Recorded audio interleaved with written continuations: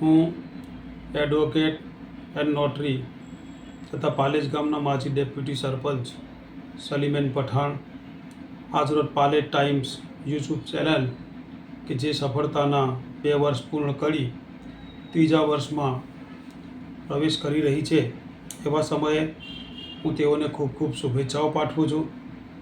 આ ચેનલ પ્રજાકીય પ્રશ્નોને તથા લોકહિતના પ્રશ્નોને વાચા આપી પ્રજાકીય સમસ્યાઓનું હલ કરવામાં સહયોગ આપી રહી છે. ખૂબ સરસ કામગીરી કરી રહી છે.